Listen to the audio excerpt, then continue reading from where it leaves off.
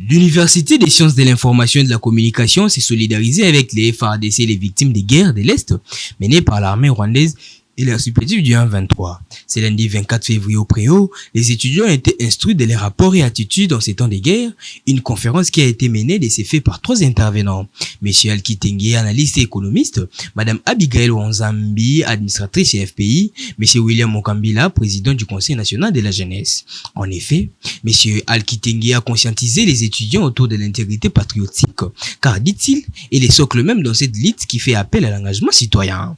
Il appelle de ces faits les étudiants à mener une guerre numérique afin de ne pas tomber aux stratégies de l'ennemi posées essentiellement sur la cybercriminalité et les cybermensonges. Lorsqu'on regarde la guerre, il y a 20 ans, elle se jouait au fond avec des gens face à face qui se tiraient dessus.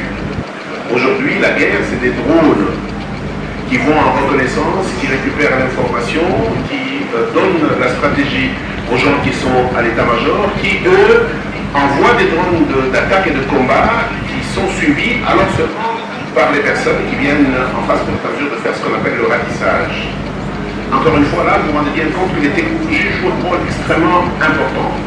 On ne peut pas espérer que des militaires qui ont mon âge et qui n'ont pas appris des choses de nouvelle génération soient en mesure de réfléchir avec autant de vitesse et autant de célérité pour être en mesure de donner des réponses. Ça sous-entend qu'en fait, aujourd'hui, l'armée commence à recruter des gens non seulement pour communiquer, ce qui serait votre métier, en mesure de pouvoir tenir le moral des troupes, mais être en mesure de passer le message de la nation, en contrant bien sûr les attaques de cybercriminalité et des organisations de la part des partenaires.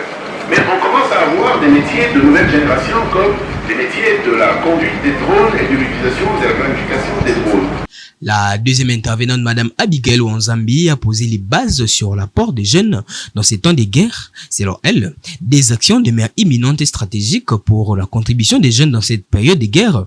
Elle cite l'adhésion massive dans l'armée et l'apport médiatique. Notre ennemi, qui n'est même pas caché, le Rwanda, utilise plus ce réseau. Nous sommes encore en train de rêver un peu plus. On va partager des choses sur les réseaux sociaux, sur Facebook, sur Twitter, X. On voit toujours l'image du Congo négativement. Et c'est déplorable. C'est déplorable.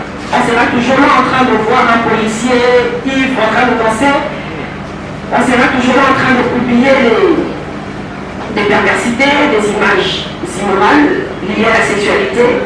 De sa part, le président du Conseil national de la jeunesse, M. William Mokambila, a rappelé l'importance de l'éveil patriotique en ces temps de guerre et a souligné les piliers importants de l'engagement des jeunes dans ces processus de la paix, qui sont entre autres le sens du patriotisme, l'adhésion massive dans l'armée, l'engagement des jeunes dans le soutien des institutions. Ces interventions n'ont pas laissé les étudiants muets, quelques-uns ont manifesté par des questions et réponses, une séance grandement ouverte qui a permis à élarguer certaines zones d'ombre qui fleurissaient les jeunes participants. Je voudrais savoir précisément quel apport et attitude économique doit-on admettre en temps de guerre, en tant que jeune.